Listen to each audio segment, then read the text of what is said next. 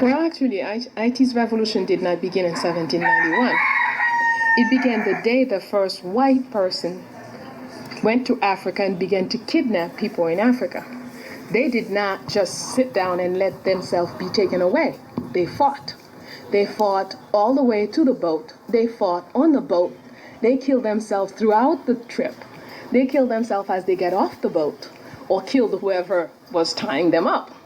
So the fight began the day the aggression, the kidnapping, the slave mentality began to capture people. Now, and the fight went throughout, everywhere. It's not just Haiti. That's another false idea that Haiti did a revolution. But Jamaica fought a lot more than we did. Cuba has much more revolts than we did. But Haiti, the difference, Haiti succeeded.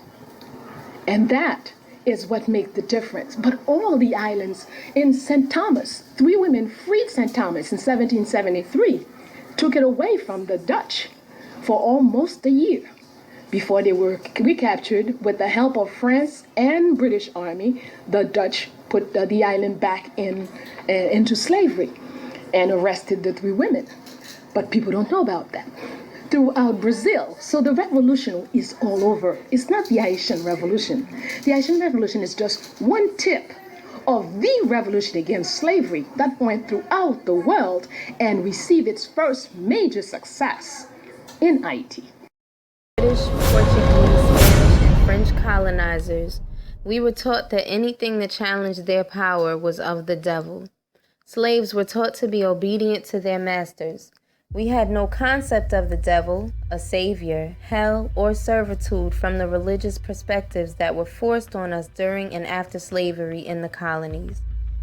African religions throughout the diaspora were suppressed by law, renamed, mutated, and diluted through forced syncretization with white Christian and Catholic figures. In the instances where we challenged slavery and oppression through the use of what we could remember of our religion and rituals, we were on the brink of incredible success against those systems that would eventually label rebellions as the devil's work.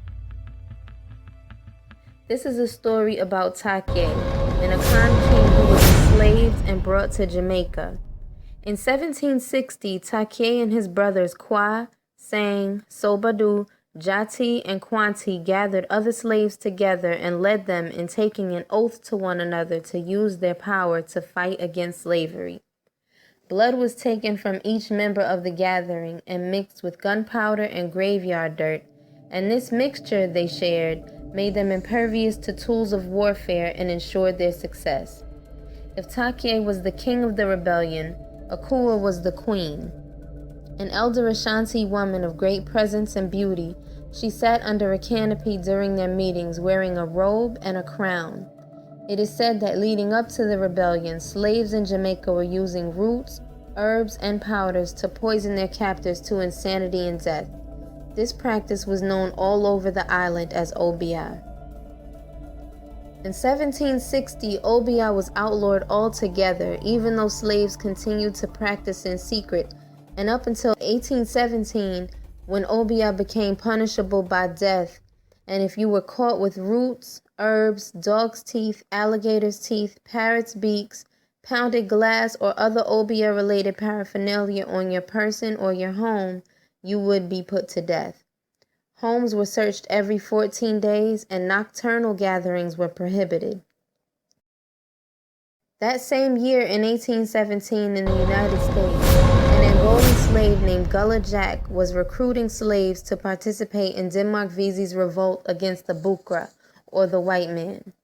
Denmark Vesey was a preacher at the newly formed African Methodist Episcopal Church and preached from the book of Exodus that his people were the Israelites.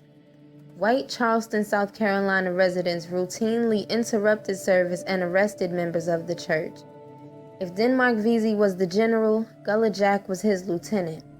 Gullah Jack employed similar tools as Tacky to instill courage in those involved in their well-planned plot, which involved taking over the state armory to arm slaves from rural areas and the local sea islands who would rise up and assist the others in revolt.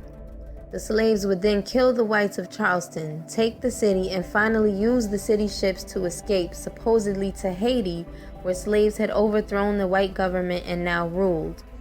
They decided to exclude mulattoes and house slaves from their plans, but someone from within alerted a house slave of the plot, who in turn told his master.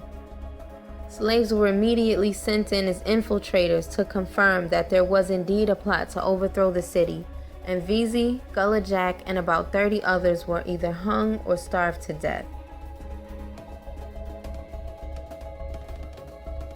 By the time Denmark, Vesey, and Gullah Jack had planned to escape to Haiti, by boat, the tiny island had been free from slavery for exactly 13 years. But back in 1759, a Hoongan named Makandal organized an elaborate plot to poison the slave masters of Haiti, their water supply, and their animals based on his extensive knowledge of plants, powders, and roots on the island. A house slave revealed this to his master, and hundreds were killed out of fear before the plan could actualize. 41 years later, though, Dutty Boukman, said to be a Jamaican Muslim, performed a ritual in Haiti, a freedom covenant that initiated the revolution in 1791. He and the priestess Cecile Fatiman led the ritual where Boukman prophesied who the leaders of the revolution would be, and an animal sacrifice was made, an oath was taken, and they exhorted listeners to cast aside the image of the god of the oppressors. 1 week later, 1,800 plantations had been destroyed and 1,000 slaveholders were killed. This ceremony became known by white slaveholding Christians as the Pact with the Devil that began the Haitian Revolution.